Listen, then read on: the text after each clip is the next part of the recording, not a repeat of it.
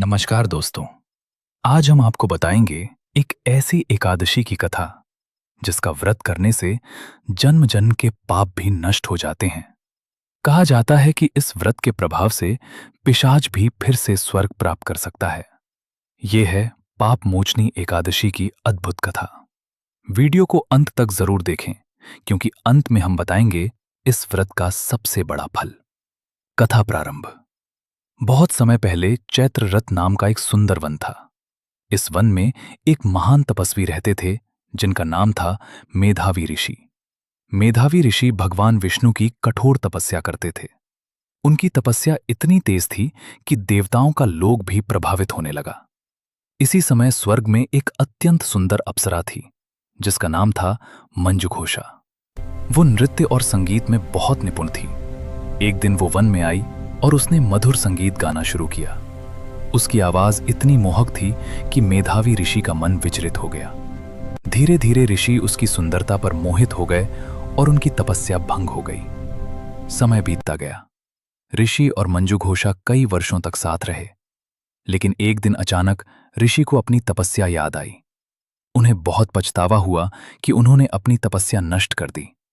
क्रोध में आकर उन्होंने मंजुघोषा को श्राप दे दिया।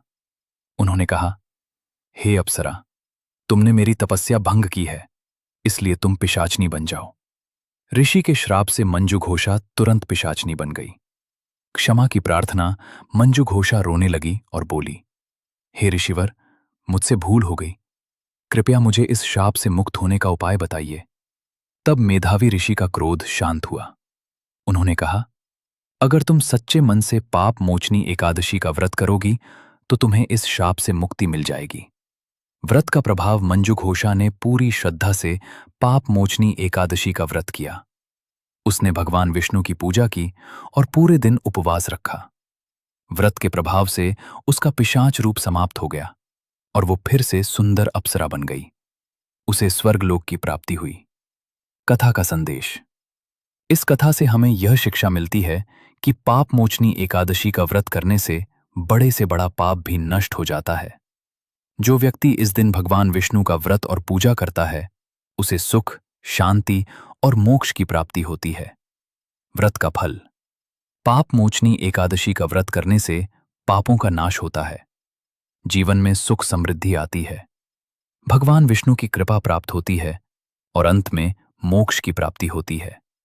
अगर आपको ये कथा अच्छी लगी हो तो वीडियो को लाइक और शेयर जरूर करें, और ऐसे ही भक्ति से भरी कथाएं सुनने के लिए हमारे चैनल रिलीजियस दुनिया को सब्सक्राइब जरूर करें।